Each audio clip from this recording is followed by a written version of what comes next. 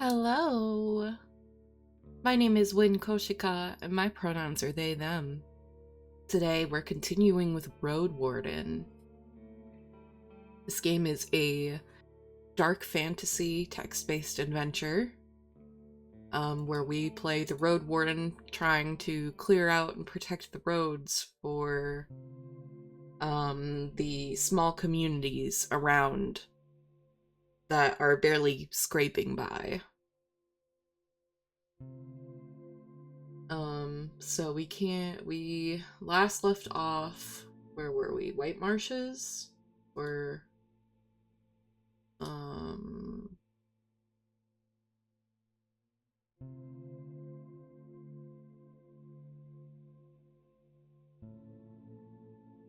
yeah, I think this is where we are, White Marshes. What time is it? We've got 9 hours before dusk.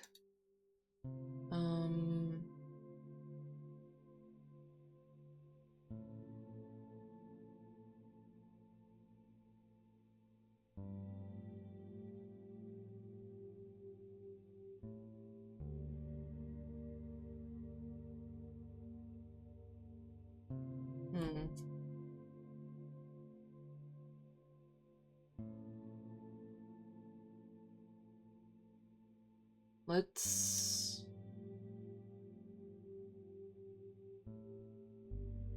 We have... How much money do we have? Not much.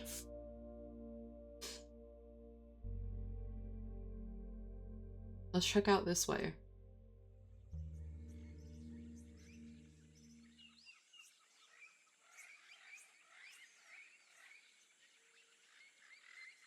Oh.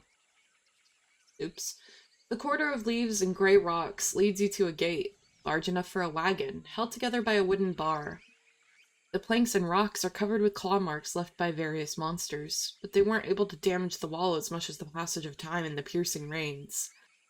A large man, covered in shadows, is observing you from the roof tower. His voice is hoarse, distrustful. You lost? I don't know you, mug. Be friendly. Distance. Let's do this. I'm Wynn, the new Roadwarden, and you're the gatekeeper, I assume? Well, yeah, just on duty and armed, so, you know. He lifts a loaded crossbow and sticks it out of the shadows. But I'm no enemy of yours. He leaves the tower. He's wearing a black gambesson, so ragged it can't be fastened anymore. It tells the story of claws, thorns, and improvised repairs. The hole in the man's hemp pants reveals a scraped knee. It's hard to tell his age through his exhausted, sleepy eyes, a short, unkempt beard, and a bandage horizontally covering his ears, and the spot that used to be his nose. There's clotted blood in his brown hair, and mud on his clothes and brown neck. Despite all this, he's of a huge shell, with wide shoulders and thick legs.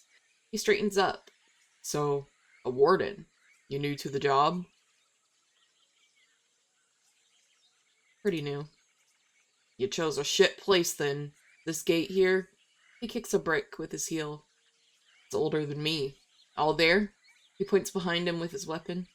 Wilds and beasts. My tribe built this place to keep them away from us, and us from them. He scratches the bandage on his cheek. Name's Quintus, from Old Pago. Been there?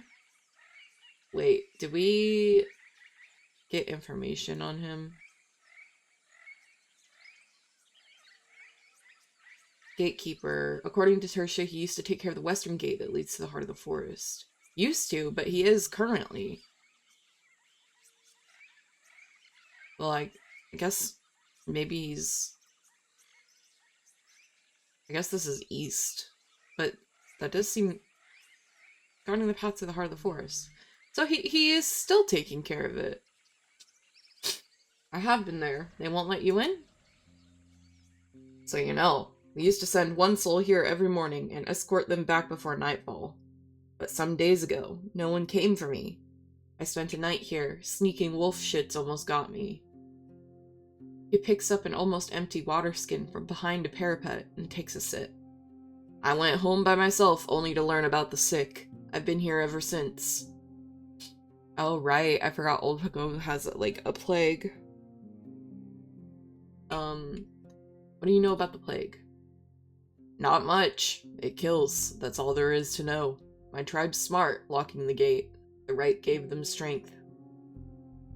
Shouldn't you look for a real shelter? He trembles. His eyes widen. Someone has got to stay at the gate. The villages in the east don't know about the illness. They may try crossing the woods, hit the closed gate while fleeing some wolves and stuff. He rubs his dirty neck. And I also can't leave the gate open. It's like a dam for monsters. If all I can do is choose the way I die, this is it, with my duty fulfilled. I'm not gonna press him on these, because I'm not gonna tell him what to do. If he wants to stay here, that's his prerogative. About this gate. Here, see? He points at the long, twisted rope that hangs from an iron hook. I could climb down and remove the beam on the other side. You'll take down yours. You need at least 3 hours to get through the woods. He touches his stomach and takes a deep breath. But I need you to get me out first. What do you want? I'm hungry. Bring me some rations, maybe? Dried meat, apples, nuts, maybe... He sizes you up. 6 meals. Then I'll help you with the gate. Sure. I'll bring you some food. Thanks. His smile may be disfigured by his wounds, but is as warm as his voice. I'll take any help I can get. Okay. So I need 6 rations to get through this gate. I'm looking for Asterion. That's nice, but he hasn't been here in many days. You sure he's not dead? After you admit that he very much may be, he puts a hand on his waist. Well, better get ready to slit open every dragon belly in the wilds. Did he often travel through the woods? Sure, though on a different mount. He had a saurian, 4 ebixes long, 2 ebixes tall. It moved on 4 legs and jumps high and far. It's dark green, like rotting leaves. That one time, I was taking a piss in the shrubs and Asterion made the beast run up the rock face and it jumped on that. He points at the hill. And like, they ran above the wall and landed on the other side. Just like that. He snaps his fingers. His voice and eyes gain new vigor. You say the saurian was large and green? I mean, not everywhere. He points at his eyebrows. He had red scales here, and on the tail, and shoulders, I think. I don't know what to call it. You ask him for a bit about Asterion, but he has little to add. There used to be 6 of us keepers. I saw him every now and then, but not that often. Okay. What can you tell me about the old road behind the gate? Oh, not much. His chuckle turns into a cough. It leads through lowland, mostly woods and some ponds. It's dark and lethal. He mentions tales of ghosts, dragons, fogs, and blood mages, but whenever you ask about any creature in particular, his response is vague and brief. The tribes abandoned this path. Ever since the war, the trade has been slow. People refuse to patrol it. The plants are getting taller. But for at least a few more seasons, it's still a shortcut. It's good that you have a mount. If aught chases you, always stay close to the paths and ride as fast as you can. Okay.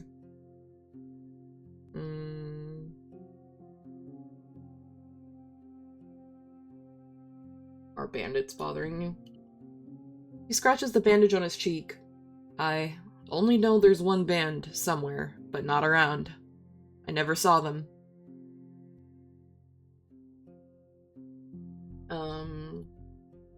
Who was Glacia? Was Glacia the leader of the bandits?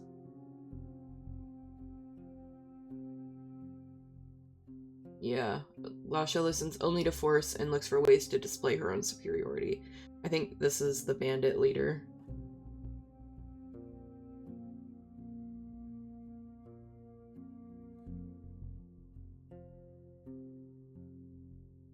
He doesn't trust me enough to say anything about Glasha. Okay.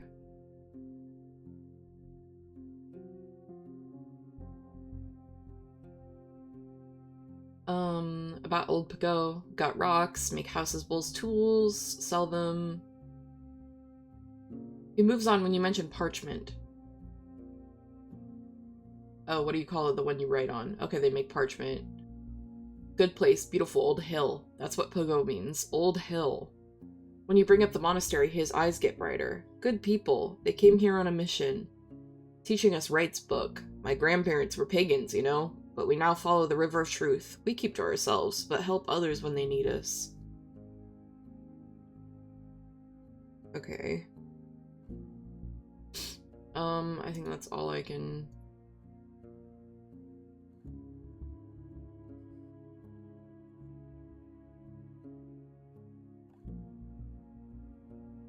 Right, that's where all the insects are. Okay, let's check on... We have a fish trap down there, I'm pretty sure. Where's our... Yeah. Okay, let's check that fish trap. We have time to do that.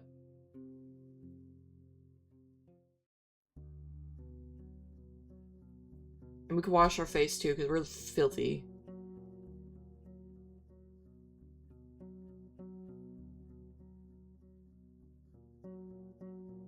Okay. I at least have one.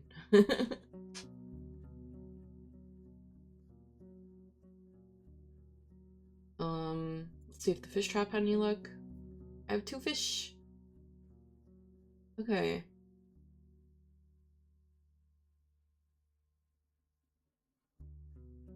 I'm gonna take the fish trap back with me.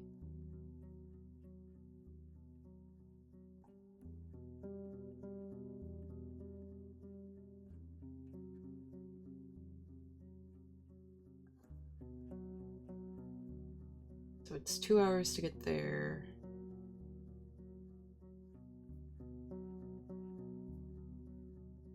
Five hours before dusk. I don't have a lot of time.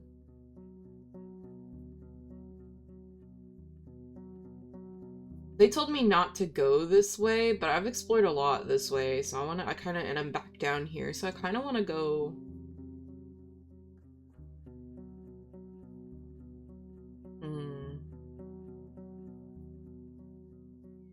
Let's do it.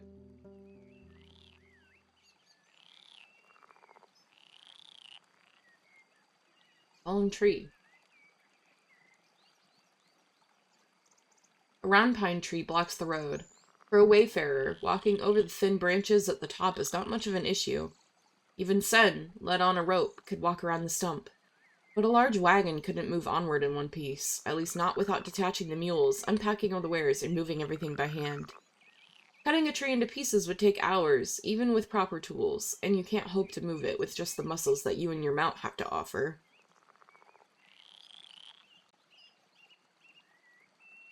I have 3 hours before dusk. Okay. Let's look around. Investigate the surrounding area. Walk deeper into the wilderness, searching through the shrubs and trees. You don't find any side paths, nor remains of a camp or a hamlet. The first game trail you find has been used exclusively by animals. Tree? The leaves are not completely dry, and when you break one of the twigs, it still contains water. There are no signs of sickness that you can recognize, and the termites and other bugs are still sparse. Beneath the trunk, there's no blood, no abandoned limbs. You don't find any marks of paw or maws, or maw or paws.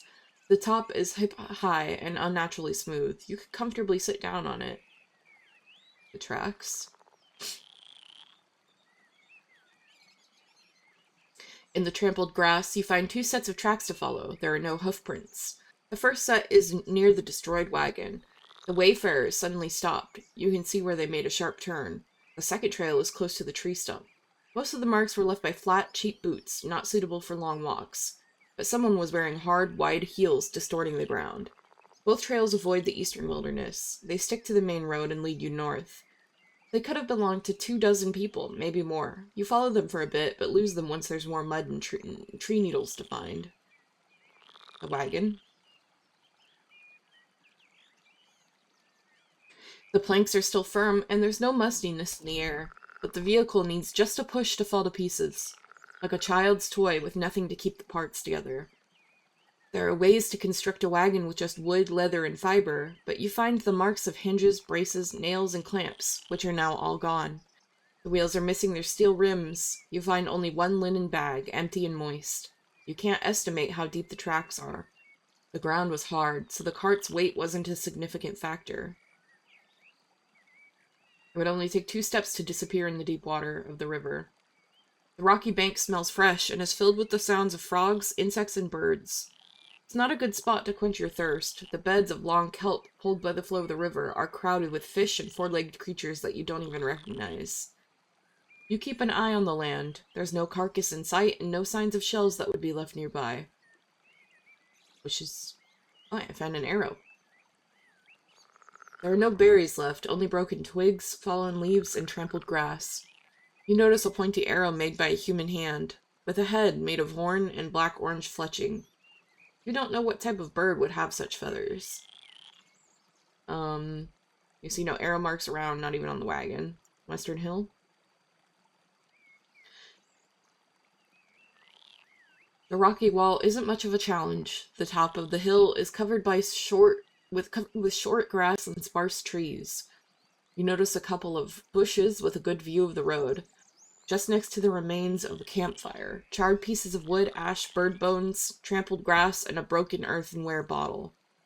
You follow the deepest tracks, leading to the edge of the soft earth. Someone jumped down, or at least stopped stepping on the grass. Road. The road here is already being overgrown, fading away, but it's in no worse shape than the other parts of the southeastern road. No alternate path is formed around the blockade. You think I know what happened here? What do you think happened to the tree?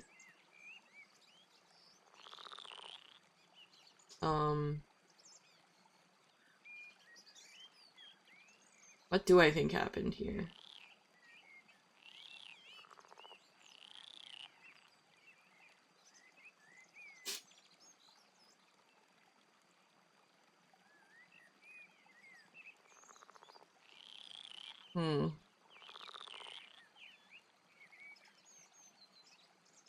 So, it was definitely... The tree was definitely cut. About a dozen people. I think I know what happened here. Cut down.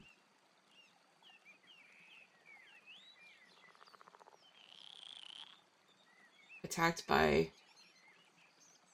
Wait.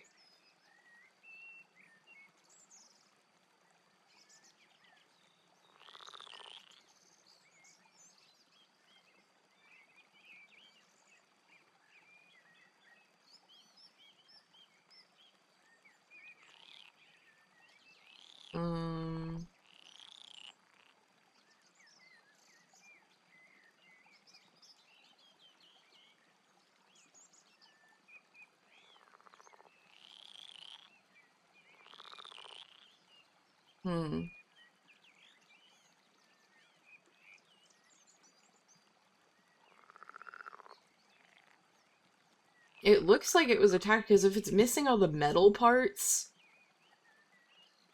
someone took the time to take it apart.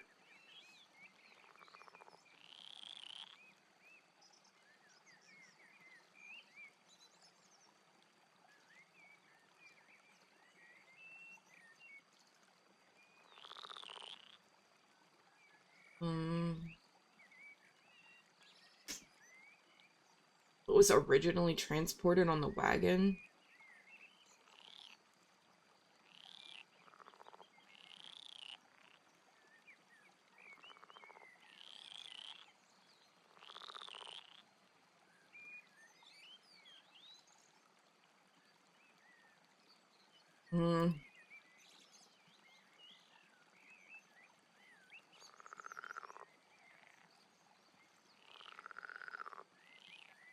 I don't know what happened here. I'm gonna have to do this later.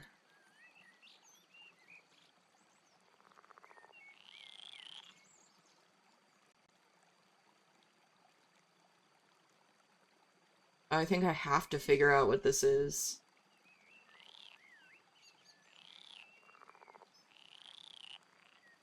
No arrow marks around, not even on the wagon.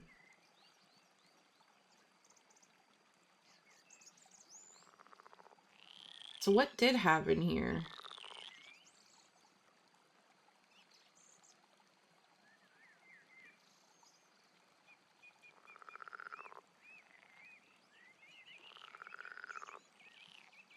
Take the main load and lead north. Okay. Tree was cut down.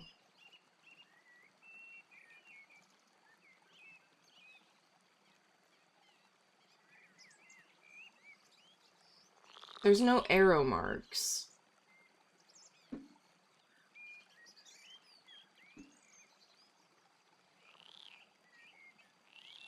Impossible to tell how many of the owners of the wagon.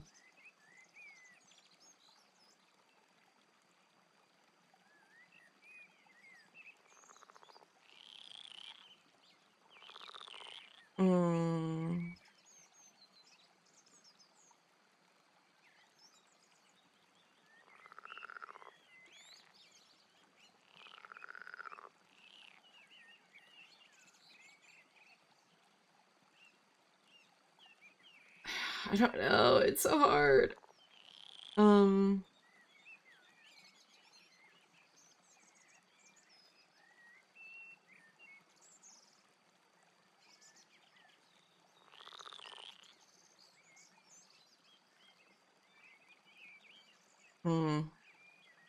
Okay. Let's...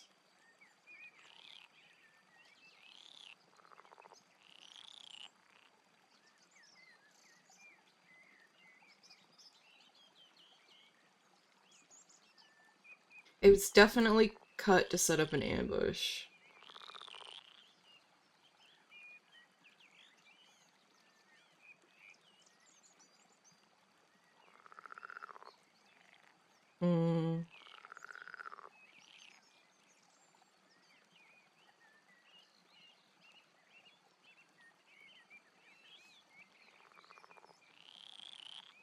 It was attacked with highwaymen.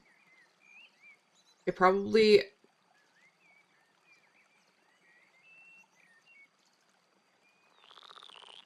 Passengers... And then they were taken north.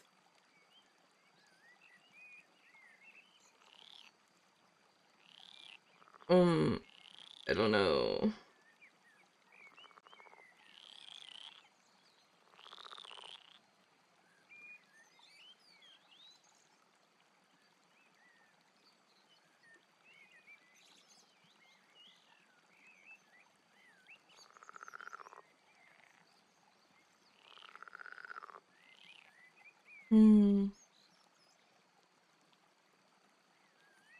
Is it passengers, though, or is it, like, merchandise? If you press Alt F4, it will show you a clue. I mean, hi, Mark. What the heck?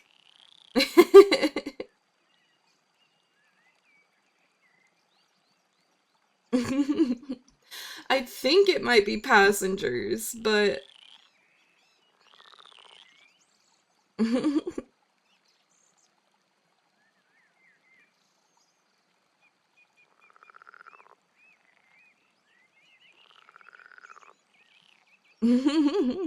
Hi, Mark. How are you?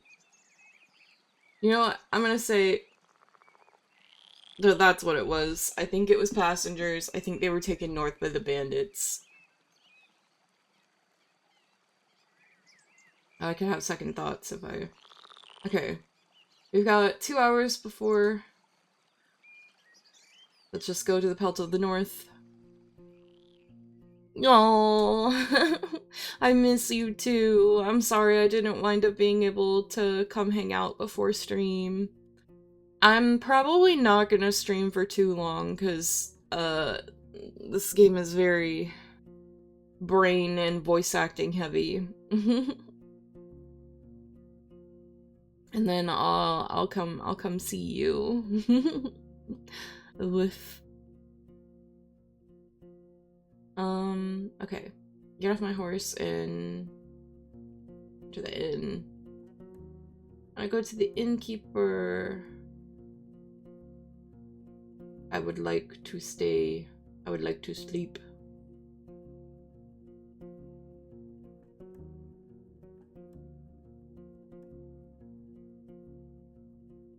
Okay, don't put it on the counter if you may. He glances at your catch, then at the stove.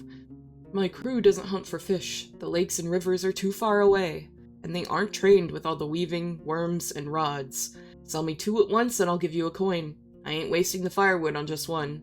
Deal. I have 2.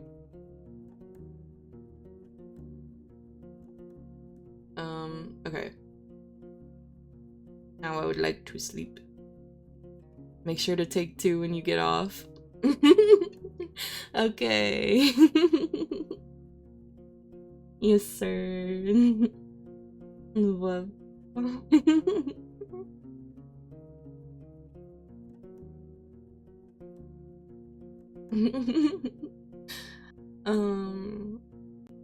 Okay, we're gonna sleep.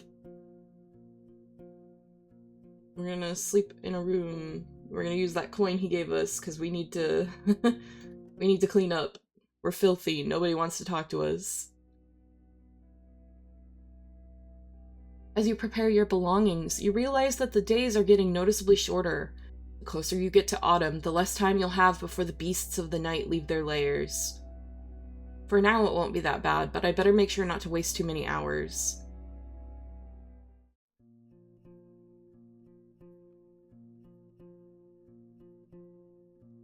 Days are getting shorter.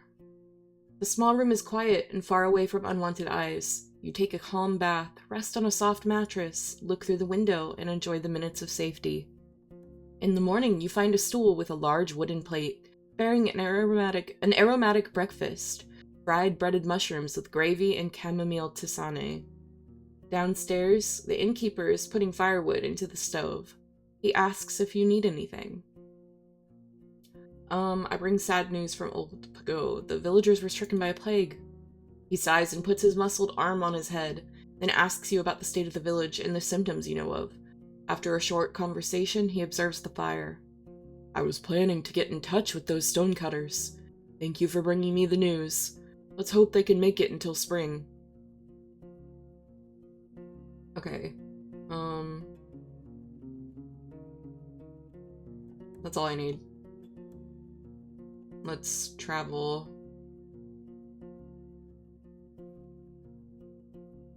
Let's get back. The gate.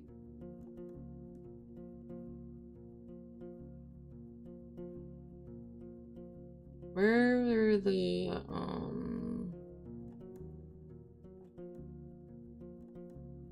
Right, the Dusk Fox shelter. We decided not to mess with them. What's this way?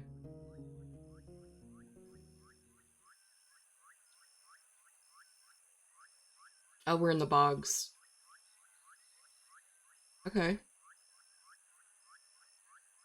You're not used to the scents of the bogs, but you weren't expecting them to be so gentle. The humid air makes you think of smoked meat, and even though you ride by a few rotting carcasses and animal droppings, just as often you cross tiny meadows of pink, yellow, and red flowers. The noises tell stories of never-ending wars between the swarms of insects, frogs in their hideouts, snakes lurking among the purple grasses, birds patrolling both the water and the sky, and the saurians preparing to strike from beneath the surface. You can't separate the sounds of the living from those of the dying, if they're even different at all. You reach a large boulder in the middle of the road, on the edge of a large pond.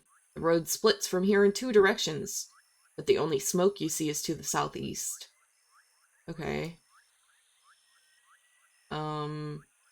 Southeast? Well, there's south and there's east. What the hell? I guess south first? The leafless plants resemble tree roots rather than creepers, even though they're dark green and sway from side to side slightly. Sen stops without a command, unwilling to approach the nightmarish gate. There was no other path in sight. Pick up some branches and throw them at the creepers. You step among the muds and grasses, but some desperate creature scraped this land clean of any wood they could eat. It takes you a few moments before you find any that doesn't fall apart under your touch. Once it hits the creepers, they bend backwards swiftly, then try to reach you with a loud swish, getting a bit longer as they repeat this attempt a few times. You tell your mount to step away, but the plants don't chase after you. I examine the water. The dirty ponds are hard to see through. It takes a few minutes before you find a stick long enough to poke the water and reach its bottom. Even at the very bank, the water is as deep as your palfrey is tall, and it's quite possible that none of these conveniently spread paths appeared here on their own.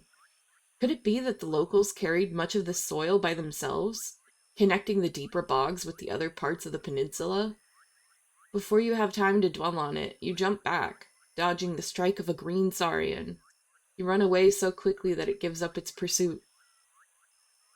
I can't cross these creepers on my own. Okay.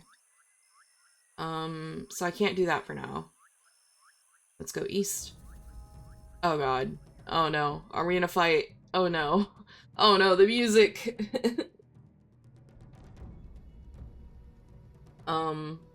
The road takes you to the edge of the woods. Uh-oh. We ran into this before.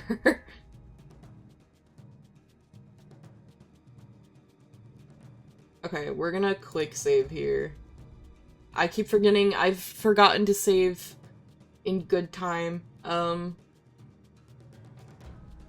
road takes you to the edge of the woods. A few trees have found lucky scraps of soil towering above the water, while others, shorter and not as lush, have roots sunk in the pond. Some of the plants were felled with tools, so the route itself isn't so dark, while the few sunbeams getting through the weaker branches on your left are surrounded by darkness and swarms of insects. Help me! Help! The sudden cry, as well as screams of pain, reaches you from between the trees. A woman or a child. Oh, posture check. Thank you, Mark. D-shrimp. Okay. I'm not gonna dismount yet. I tried to spot anyone. Among the green and red leaves, you don't see any unusual colors. Come to think of it, there's but a few creatures in sight, other than the flies and mosquitoes. The dark-winged birds are quiet. The sparse toads let out a sporadic, tense croaks.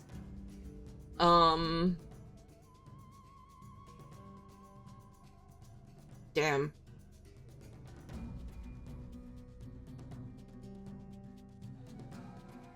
Dismount and grab my axe.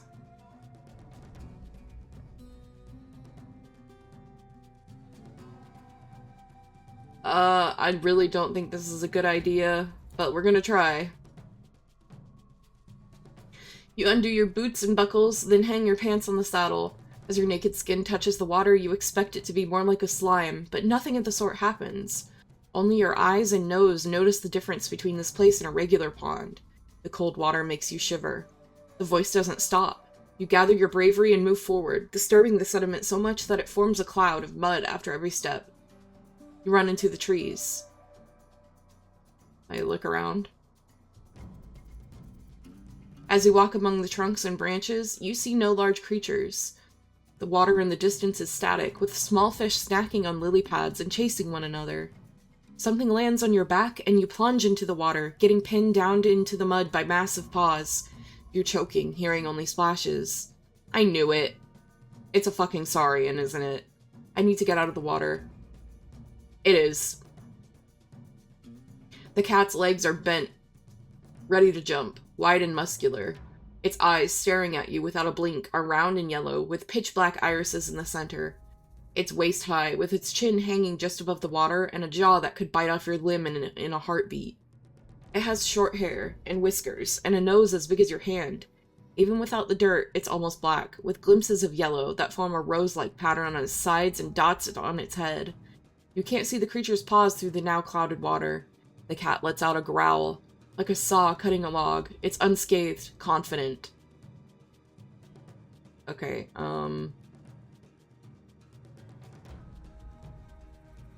don't know if I should run away. I'm gonna run away. Oh, nope, that was a mistake. Right after your foot hits one of the roots hidden beneath the floating sledge, you realize that crossing the water is going to take some time, a luxury that you don't have. When you hear the flapping of wings, it's already too late. Bird talons sink into your shoulder, and once you get distracted, the cat darts forward, reaching for your thighs. You evade its first strike, but then it pushes you back with its huge paw, cutting through the armor. Before you can reach it with your blade, it's already out of your range. Your gambesson keeps you in one piece. The gray bird also flies away, now circling around you, gracefully avoiding the tree trunks and branches. It has a red tail and a short, curved, vulture-like beak. It growls just like the cat did a moment ago, and you notice that the human screams have disappeared. So the human screams were coming from the bird? It's 2 against 1.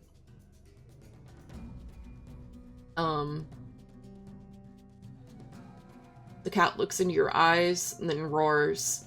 As it moves forward, you don't see any wounds on its shell. Its companion circles around you, looking for an opportunity to attack from above. I try to stay safe, looking for an opportunity to make a precise strike. The bird distracts you by pecking at your hair, jacket, and hands. You do your best to evade the cat's attack, then to strike it as it charges you. You somehow avoid its claws and teeth, and your old axe cuts the beast's shoulder slightly. I get away from it quickly, then prepare for the next clash.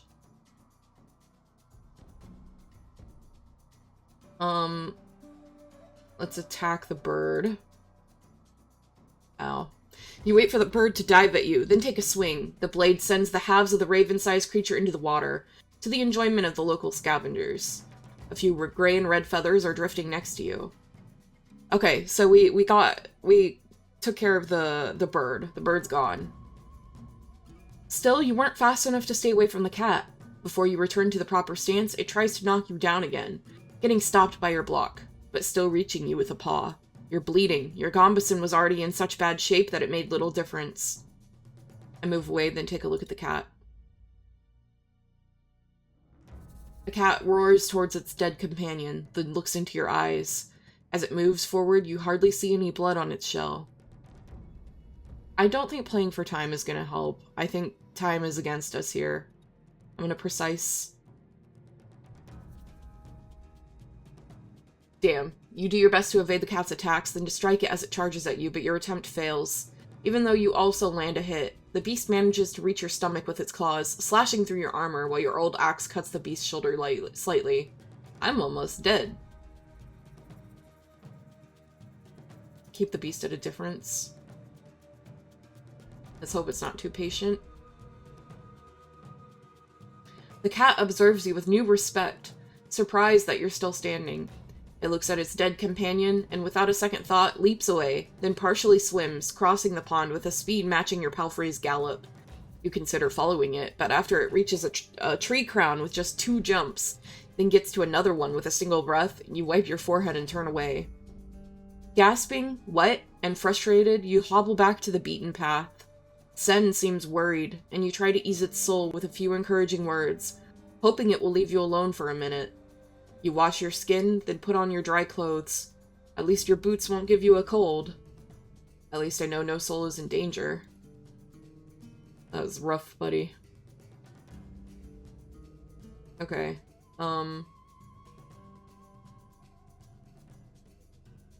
where's our other shelter? Here? Howler's Dell? It takes 3 hours to get to Howler's Dell. We have 8, almost 9 hours. Let's get to the northern road. We can... Oh no. There were howlers. I forgot there were howlers. I'm gonna set up a fish trap.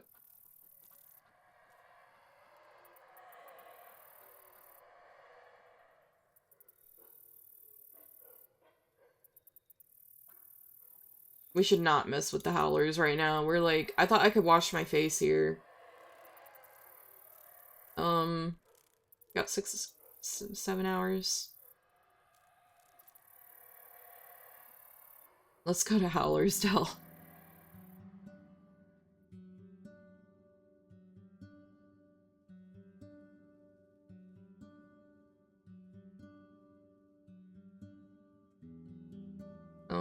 Here you go.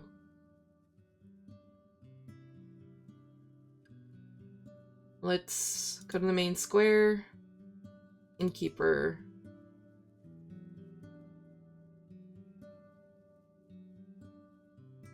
New traders unlocked. Okay.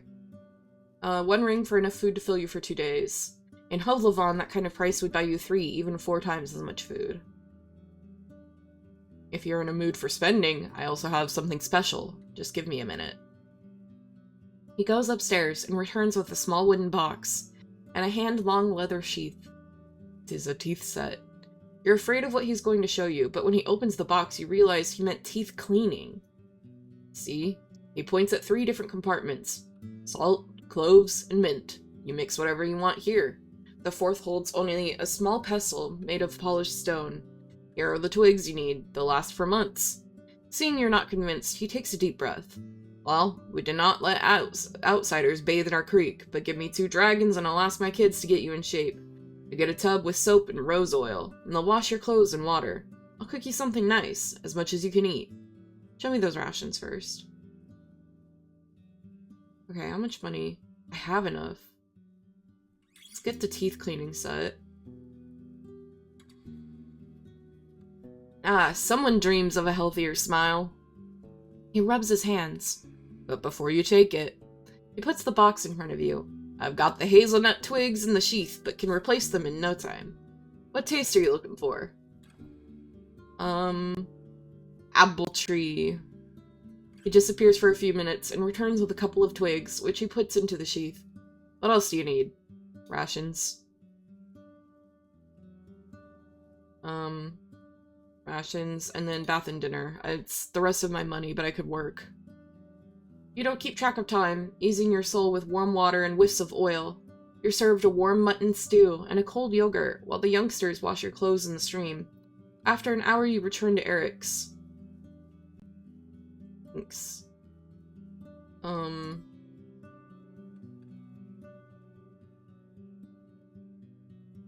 I can't sleep in a room right now. But I really need... it's too close to night.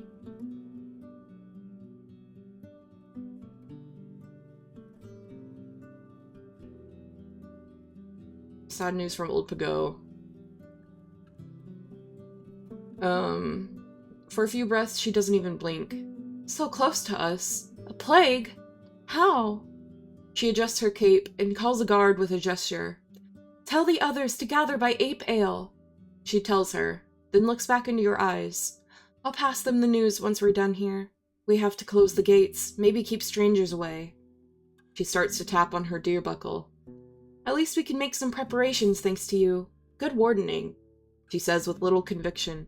But you should also speak with our druids. They may have more questions for you.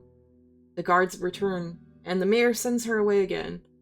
Warn Elpis, she must speak with Wynn soon. I bring news.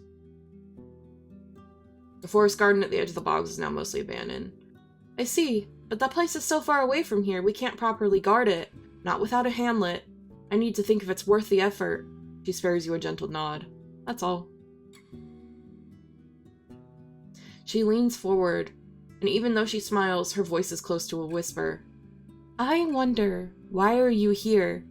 What pushes someone to become a Roadwarden? I just want to help people. If I can make this area safer, I'm going to do it. She waits, expecting that there's more to be said, then lets out a nervous chuckle. Forgive me, it's something I mostly hear from children, not travelers. She observes you with keen eyes, but after another few breaths, she shrugs her doubts off. What else do you need? Thank you for your time.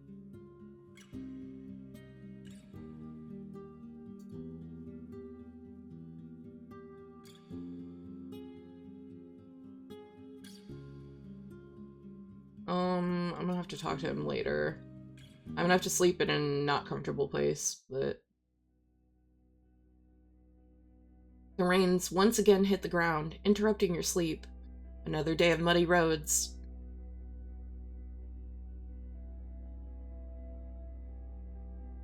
You lose your senses right after you lie down. In the middle of the warm, stuffy night, you are entangled by your dreams.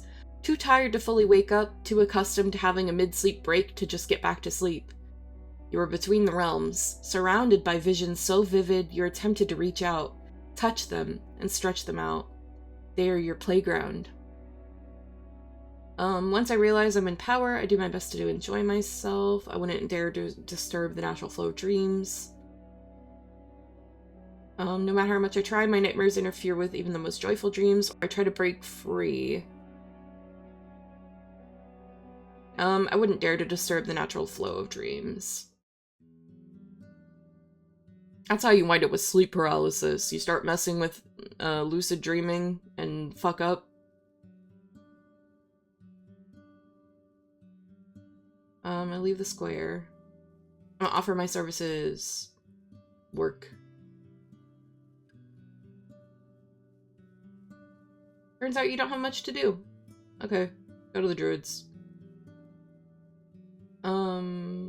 Spot a new building is being built. You approach the building site. The stone foundations are finished, and the timber frame is jointed together with a set of intriguing cuts, like a large toy. One day, their walls will be whitewashed with limestone and turned into a prestigious shelter, unlike the houses made of logs and boards.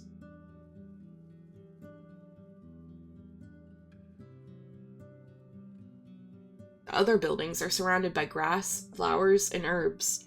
The turmoil of village life is drowned out by the sound of the creek, but the knocking of a hammer shatters this tranquility. The builders give you a curious look from above the log they're cutting. Head to the druids.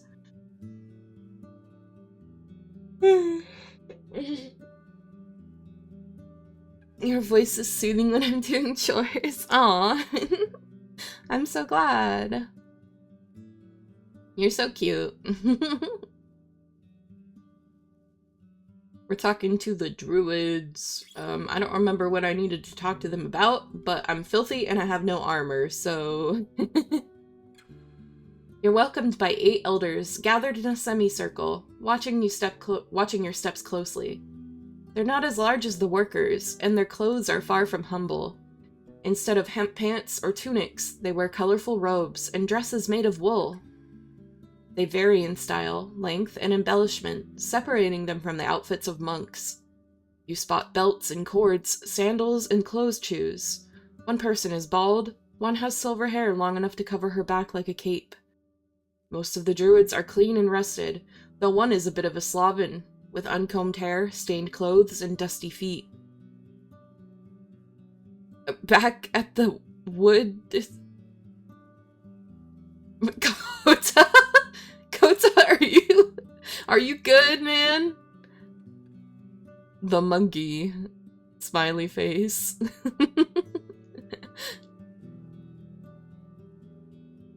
Thank you, Kota, for watering your tree. The forest. Yes, welcome, Kota. And hi, Wrath. Welcome. Let me big stretch. Big stretch.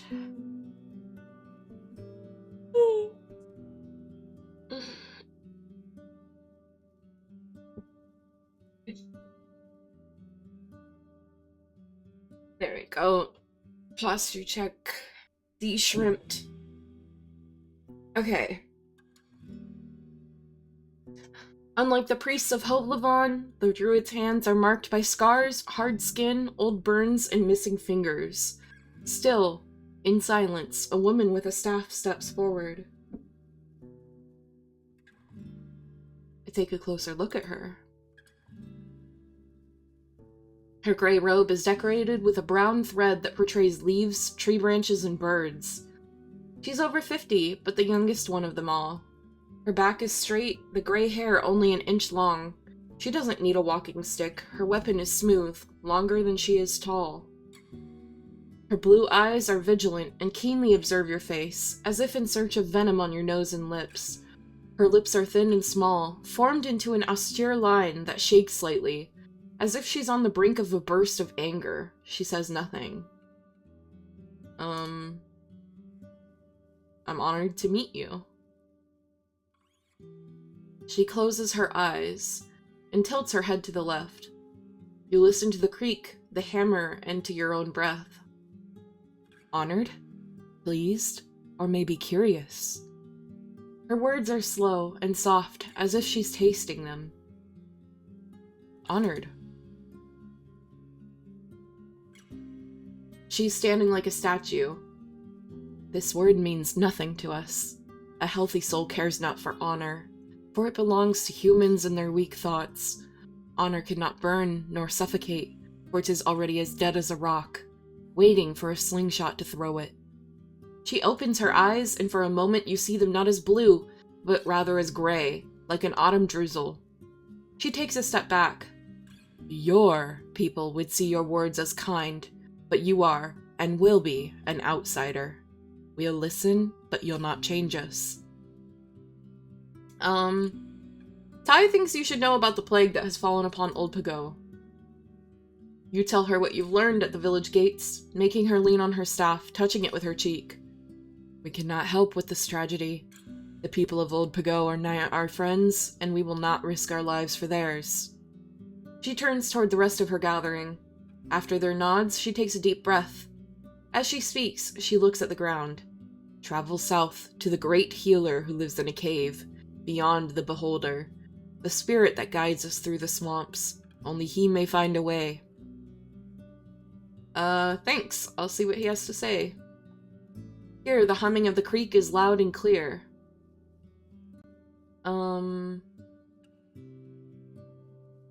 Have you ever met Astarion? Nay. Seeing that you wait for a more detailed answer, she taps her fingers on her staff. We had no reason to talk with him.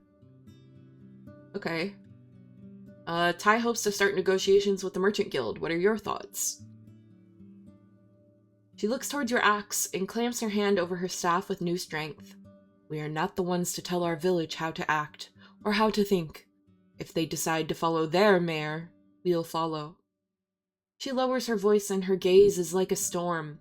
When a bear enters your house, you do not scream at it, nor hold the door for it to leave. You wait or throw it a fish. But if it heads to the bed of your child, you jump on its back, even if all you have are your teeth. For a single heartbeat, you see a red line in her eye. We've got an ad going. I will pause and not continue until our ad is finished, just to make sure nobody misses anything.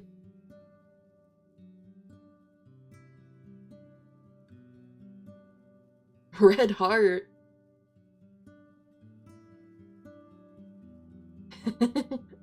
You better not. Don't you do it. I'm warning you, Kota.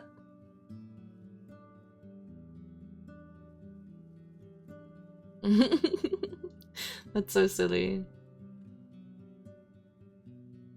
Okay. While our ad is going, let me check on something really quick. Woof. Woof woof.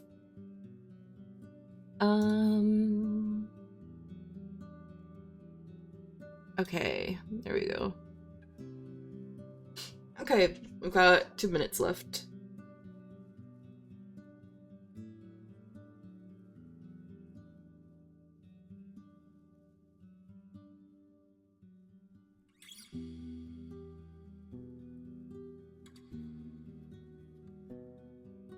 I probably should not ask them their stance on necromancy. I don't think they have a good one, and I'm not a necromancer anyways. Just to let you know, I'm not in the ads yet, but if I start screaming, you know why. It's weird how it, like, is, like, kind of delayed for some people with the ads. Because I've also seen some people, like, I think Northern is always, like, back from the ads a minute before they're finished. So I'm like, what is this timing?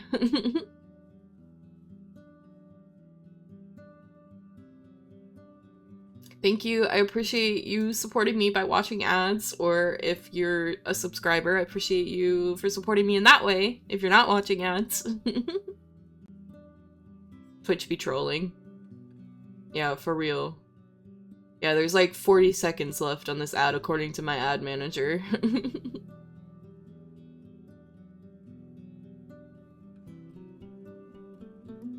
I'm gonna ask about their faith. I need to get someone to help. I need to repair my armor. I can't go. I need to like make money, and I have like no money. I don't know how you make money in this other than like helping the random little places.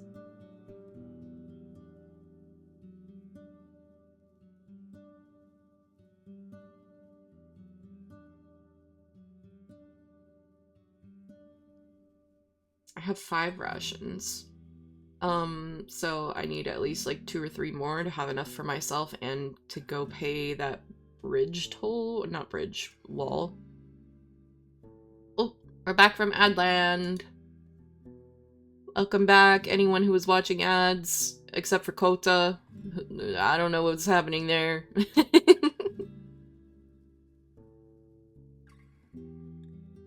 Tell me about your faith. She tilts her head to the right and looks directly into your eyes. What do you want to know? I'd like to hear your teachings. It's because the bot fears me. My famous last words. You immediately get hit with an ad.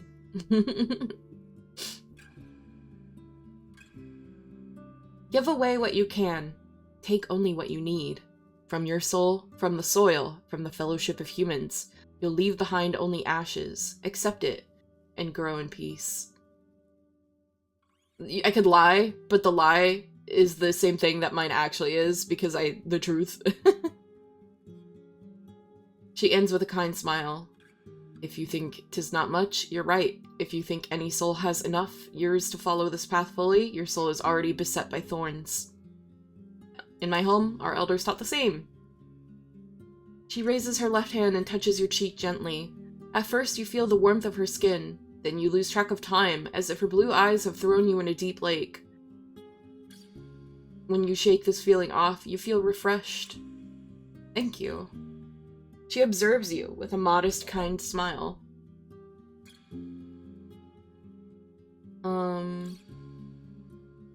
What does it mean to be a druid? To be worthy of trust. Our elders have to trust that we'll master our shells under their guidance, and use them to strengthen all of us. Our neighbors have to trust that we're worthy of their food, even if we do not work with our hands. The creatures need to trust that we deserve to enter their woods. She observes you for a bit, and her fingers tap on her staff. This trust would never be put in an outsider, even if there's strong pneuma in them. Oh, even if there's strong pneuma in them. The magic. Pneuma. Right's followers have their tablets. How about you? How do you feel about other religions? We do not have to feel about them. If they let us live, we will not strike first. A preacher was here once, when I was but a teen. Her eyes get a bit more cloudy. I see that one could take the tablets and grow upon them, but the right burns the freedom of others, and their followers build their gray, dead temples from the skulls of those who do not listen. We request trust, not slavery. I like the druids. Farewell.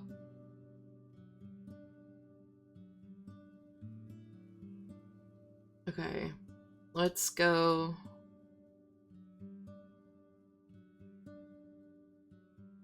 I think this is the healer. Can you help with old Pago?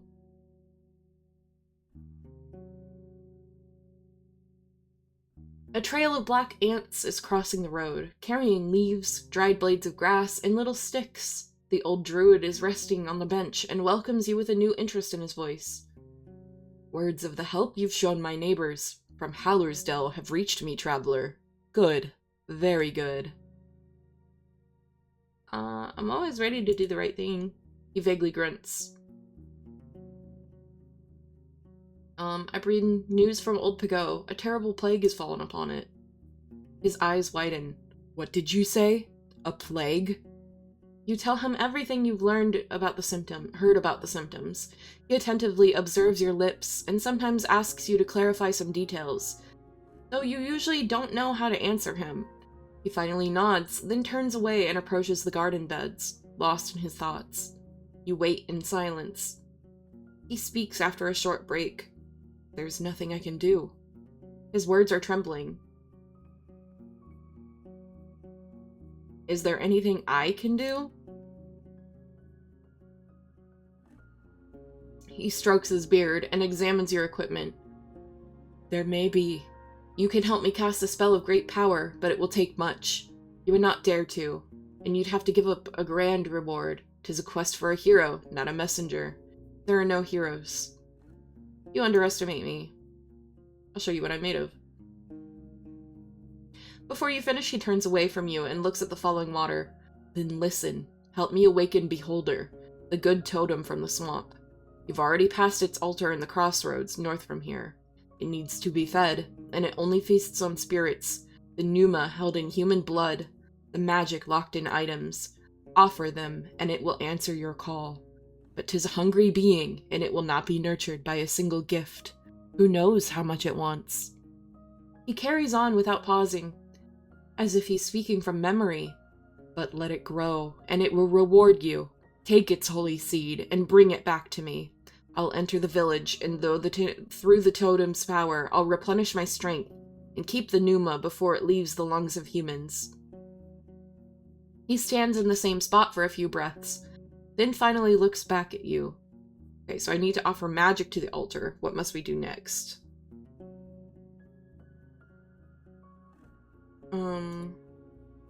When you deliver the seed to me, we'll leave.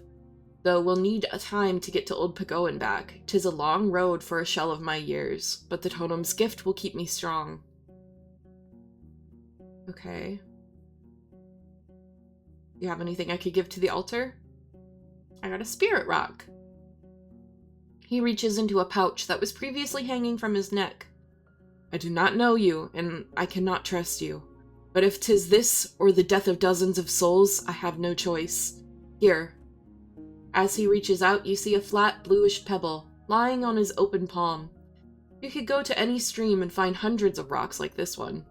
'Tis a gift I received a few years back.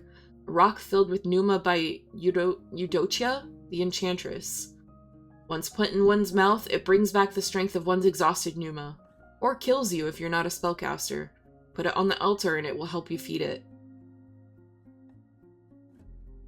Okay. Tell me more about this seed. His voice becomes confident and solemn. Beholder bears but one fruit a year, and only if its hunger is satisfied. The heart of the fruit, its seed, holds a great power of youth, strength, and magic. Therefore, when the winter ends, the people of Howlersdale gather at its feet, and give away the pneuma held in their blood and possessions. 'Tis a sacrifice that would kill a single soul, but when shared by many, 'tis but a sign of acceptance, an act of overcoming pain. You know, if I play this game, my dumbass will overlook, read too fast, and fuck it all up. Oh no. I feel that way sometimes with this game when it's like, because it's usually like 2 weeks in between when I play it, 2 to 3 weeks. Because I alternate it with Little Witch in the Woods. And so then I'm like, I forget things, and I'm gonna do something dumb because I forgot something I learned in the previous time I played it.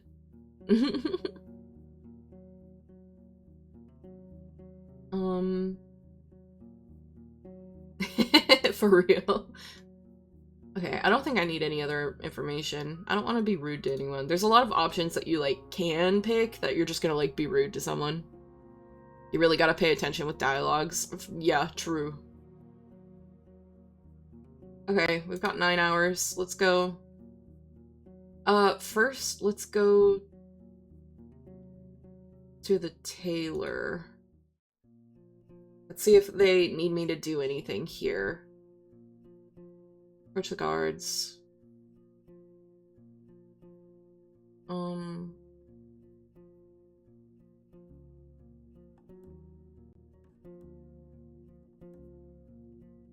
Any of you drop this? The arrow. She returns it without hesitation. Nah, we get ours from the villages in the south, and they don't use pheasant feathers. The locals ask too much for their arrows, as if they're filled with pneuma or something. Foraging with berries for the innkeep. So I've heard. Don't worry about it. Usually we forage by ourselves, but he wouldn't ask you for a dragon for a meal. He gives small jobs to people all the time, just to see who agrees to do them. Wants to judge who's of use and who's too proud for their own good. Okay, enter the inn. For the innkeeper.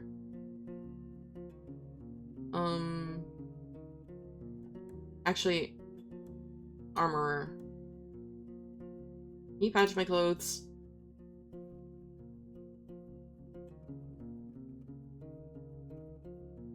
Okay, they can't fix it here. They can only do it in Howlersdale or Gale Rocks. I got cotton earplugs. Yay. I'm in need of your services. Gambeson repair. There we go. I could repair that here. I don't know why that was... I don't know. But it's some repaired. That's better than 0. Sneak attack. I'm at work, but I can't hear you. Hi, Arctic. If you can't hear me, here, let me... Hi, Arctic. There.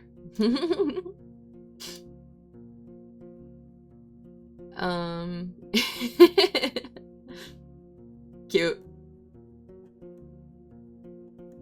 Okay. How long? 2 hours to there.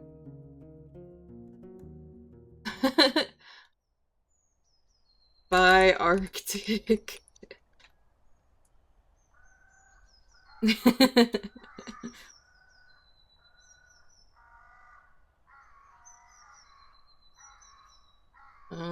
Okay, approach the altar. Make an offering. Inventory. Spirit rock. Spirit rock. As soon as you lay it on the stone slab, the pebble hisses for less than a single breath, then shatters into dozens of tiny rocks, not much larger than grains of sand. The tree greets your offering with the sound of moving, stretching branches. Offer, the magical item? Try something else. I need magic. Whoa. Wrath out here with the new record emote. Punchies.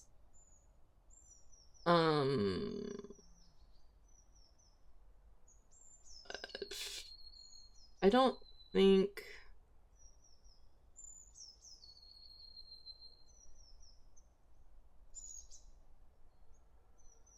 Let me save really quick.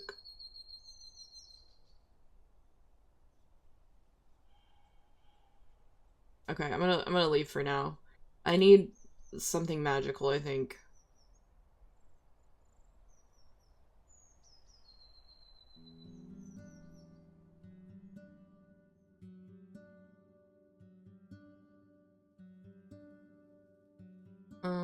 I'm broke. Sorry. I usually pay them, but I'm poor.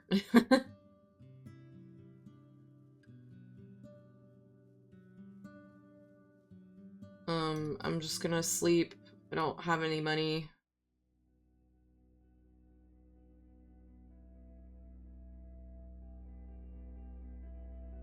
The shivers wake you up. You open the window to see the dense fog covering Howler's Creek, spreading like milk throughout the entire village. You hear an amused quarrel coming from the main square, and spot the dancing light of torches and lanterns, yet the village remains calm and asleep. Fogs tend to get more common in late summer, but the tribes of the Dragonwoods often see them as a bad sign. The wild spirits they carry are believed to impact both the visible and the invisible, and not in ways that help humankind. If there are any undead in these woods, the fog will strengthen them. The moon is bright, and so is the night.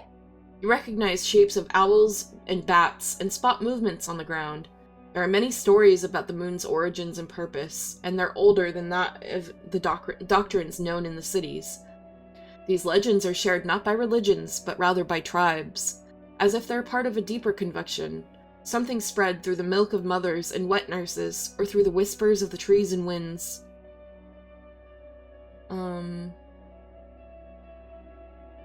Okay, the moon.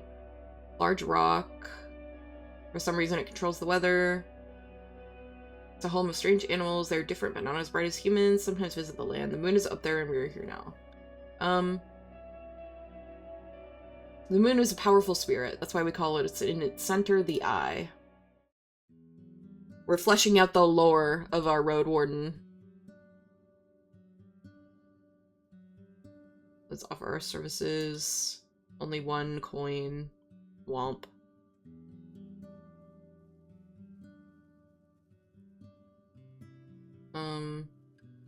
We're starving.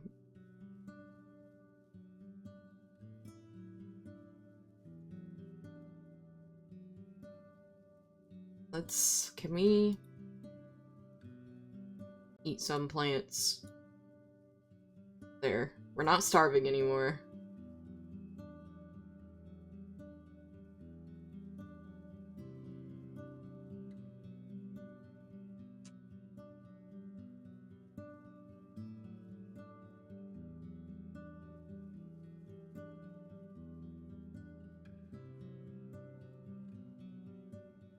Okay. We're gonna need something more magical before we go back to the Beholder.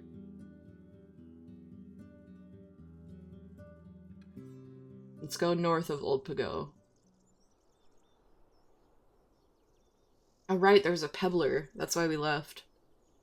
The road is still covered with the pebbler's leftovers, as well as all the leaves and branches on the ground, but at least the beast is nowhere in sight, even though there are some fresh paw prints just nearby. Your plan worked just fine. Let's hope the locals won't be upset about the wasted fruits. You approach the raised drawbridge and observe the face of the mountain. These hooks holding the hourglass are as large as a person, displaying their devotion to the rite profoundly. Oh, this is the rite. Okay. These people would burn me at the stake, probably.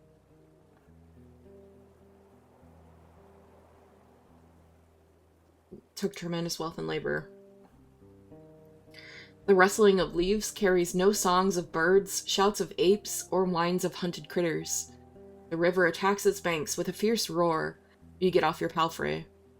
The cave mouths are connected by paths, stairs, and bridges. You don't see any people, but there's smoke coming from one of the entrances, and you hear muffled thuds of a hammer. The gardens are weeded, the buildings firm. The green trees on the top of the mountain bear red and brown fruits. 2 rounded sticks are tied with a rope to a nearby rock. You grab them and take a closer look. They're claves?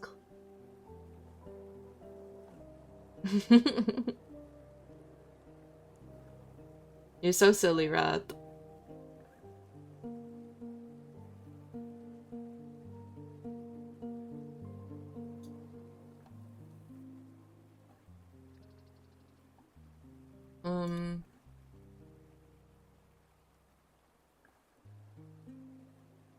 Take a few firm hits and shout a greeting. The echo of your hits cuts through the swashing stream. After a few minutes, 2 hooded figures leave a cave mouth at the top of the mountain and give you a long look from the edge of the cliff, then walk down the path with caution. You smile and wave to them before they disappear behind the buildings, which are made of bricks, not logs, and are covered with tiles instead of thatch. Little by little, the bridge gets looser, then it hits the grass gently. The tall figure, now covered with shadows, invites you with a gesture. I lead Sen inside. Greetings. And greetings to ye. He hesitates, his voice is hoarse, but sonorous. Salutations to thou, traveler. He puts his bandaged hand on his waist. You're at Wright's Haven. The greeters take off their hoods. They wear brown, dark, simple, worn robes and ropes instead of belts. They have no jewelry or ornaments, just small bags made of fabric on their shoulders. The larger shell belongs to a strong, barefoot man in his 50s. Despite having no weapons, his eyes are audacious, and could belong to a muscle standing in the door of the Harbor Tavern.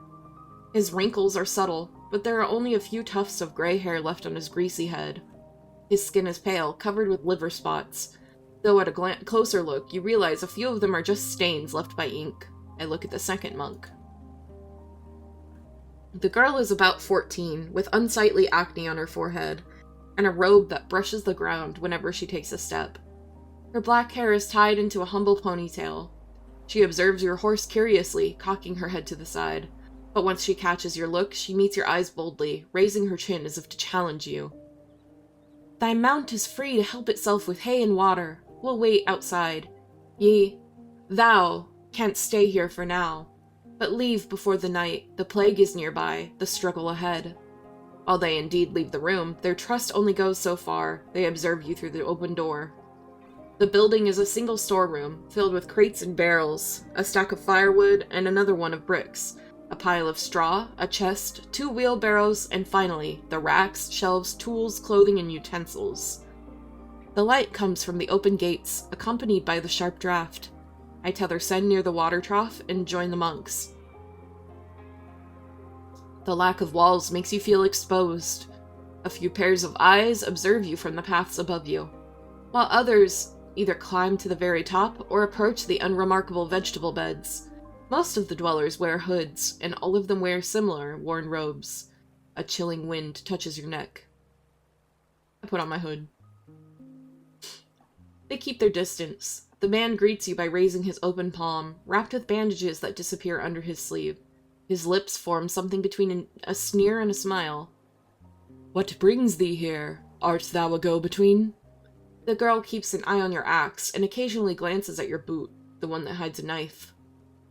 I'm Wen, the new Roadwarden. Good, well. The roads need their wardens, the folks need their roads. But there are none behind this mountain, and we take care of the one that you've just crossed. Thou dost not need to bother. Thy services are not required. He gestures for you to wait. But where's the man with the red beard? There isn't enough work here for the 2 of you. Asterion, I was hoping to find him here. I'm sorry to disappoint thee. He rubs a liver spot on his hand. But he hasn't been here in months. We rarely have visitors different than our friends from Old Pago. We don't invite the outside world, and we don't care much for it. Hast thou checked in the pelt of the north, on the southern road? If he's wounded, it's a safe shelter, I've heard. The girl scratches the ground with her boot, though it remains hidden underneath her robe. The man looks at her with amusement. Looks like Decima here is eager to return to her duties. I'm Ellie, but I'll not shake thy hand. One of us could carry the plague in our flesh. Who can know? Who can tell? What brings thee to our monastery? What can you tell me about Asterion? Let me think. He looks at the sky and clenches his fists around the strap of his bag. The first time he was here, we asked him to find us some iron and gale rocks. The second time he did bring us a few scraps, but was wounded. A piece of flesh bitten away from his thigh. Said that a 100-legged worm had caught him off guard in a meadow. Instead of his pay, we offered him a potion. Tell me about gale rocks. He hesitates, but finally nods. Just some seaweed eaters. Their soil is barren, but the strongest of them spend their days on the boats, among the sharp rocks. Those who can't hunt for fish boil water to make salt. They trade with other villages, more than anyone in the peninsula, for crops, wood, and meat. He snorts. But they're weak folk, weak and angry, like a wolf beaten and kicked from a pup. Loud, ready to bite, but all it takes is for someone to raise their hand. Then it jumps away in whimpers.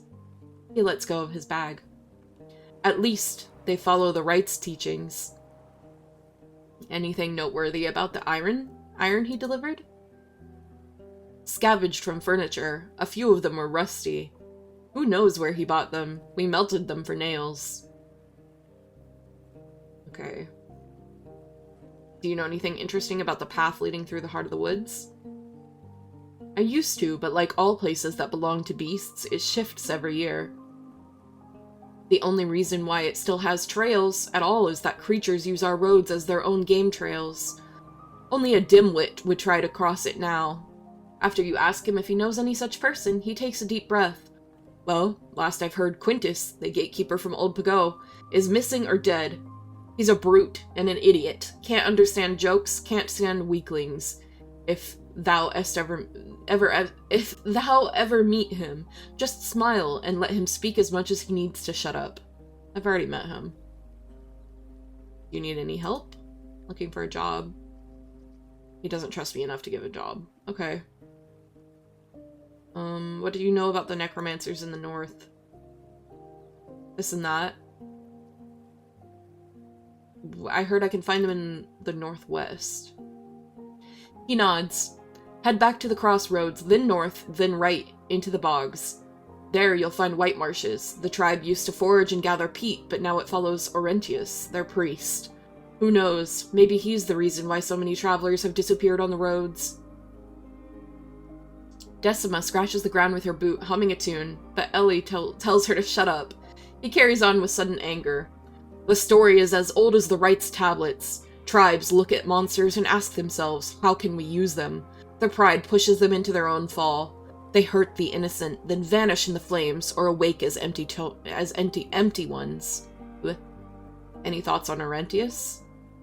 He's never been here. He's locked in that hut, a prisoner of his own conscience, speaking to his tribe as to children. Could there be a darker joke? A necromancer who calls himself a prophet? As he snorts, Decima puts on a wide grin.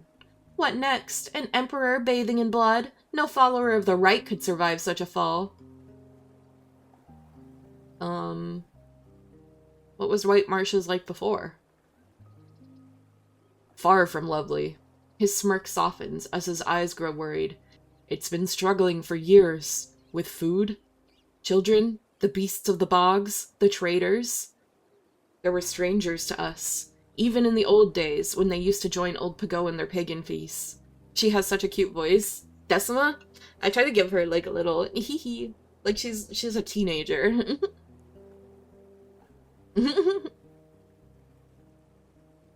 He looks at Decima, who listens to his tale curiously. But then, the monks arrived, and that bridge went down with flames. When the missionaries reached the bogs during the years of war, there was already some wounds that could never be sealed, not even by a shared prayer. Okay, I don't need anything else from them right now.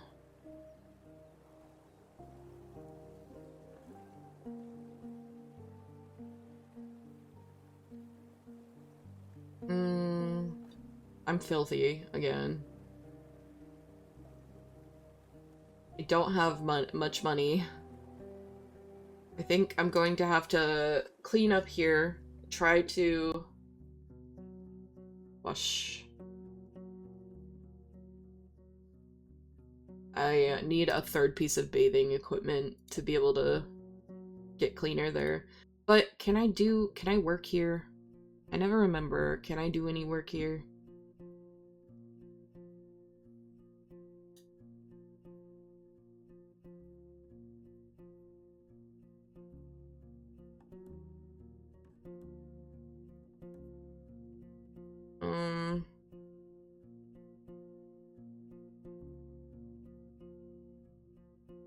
No. Any leftovers? Yay! I got free food.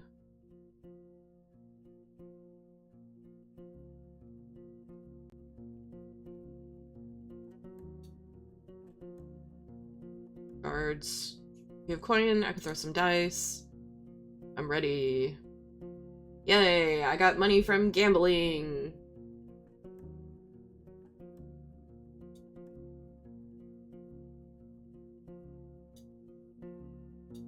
Okay, let's go Allersdale.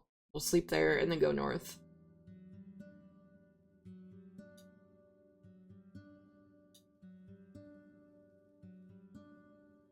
Sleep. Enter room.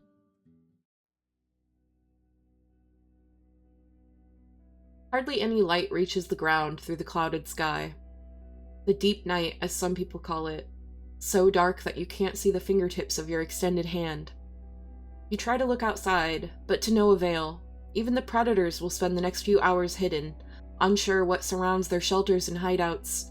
Not all of them, though. You hear cheerful howling coming from the heart of the forest. A hunt queen, or maybe a hunt lord, has already captured its next meal. I should feel safe in such a well-guarded village, but just in case, I crawl to the window and make sure it's closed.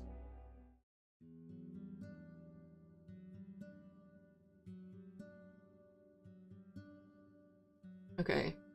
We spend the night in peace. Ooh, our food today. Stool placed by your bed, covered with a cup of mint tisane, 3 chicken eggs, and baked duck meat. Mmm. Okay. Sand's already been brushed and watered. I think... So we have the earplugs now that we could get through the howlers, but I think we're going to save that for next time. I think this is where we're gonna call it. We've discovered some new places. We have some new leads on some old quests and goals that we have. Something that about this game is the progress can be a bit slow just because the nature of a text-based adventure, there's a lot of description. But I'm enjoying it, and I hope anyone watching is as well. We'll pick this up in a couple weeks. Next week we'll be back in Little Witch in the Woods, going through our Cloud Valley quests and continuing to rebuild the witch's house. Let's find somebody to raid. Oh, Laz is online.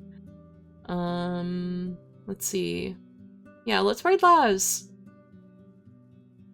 If you stopped by while I was live... Oh, Jericho here with a nature fact last second. Jericho, would you like an organic or inorganic nature fact?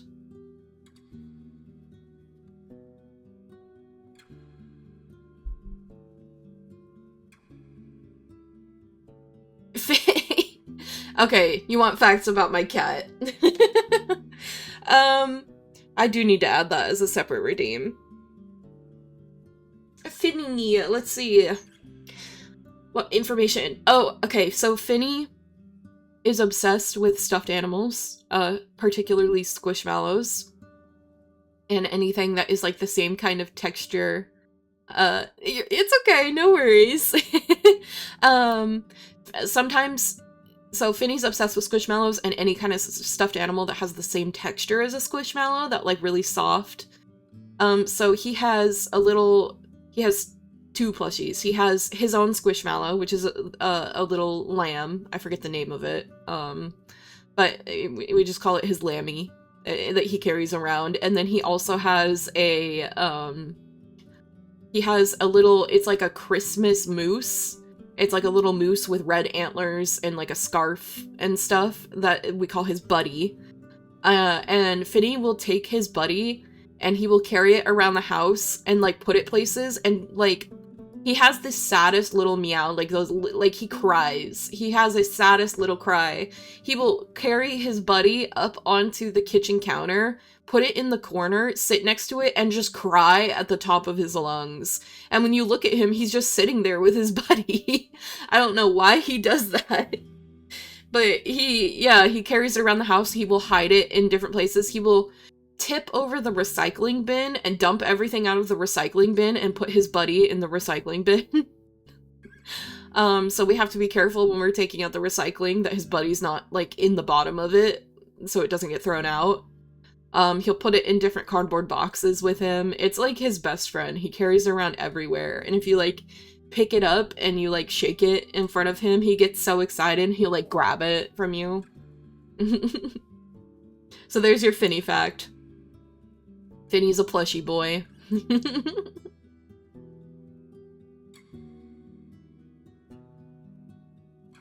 Okay, we're gonna raid.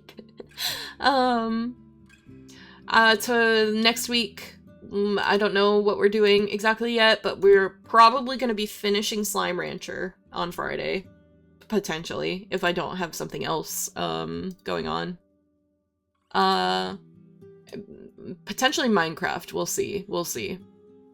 I think that's everything I have for us. My schedule will be up Monday or Tuesday. You can find your time zones, localized on my integrated Twitch channel schedule, which I also update every week, in addition to the ones posted to my Twitter and Blue Sky. I will take us to the ending screen. We're gonna raid Laz. Thank you so much for watching. Goodbye. Bye-bye.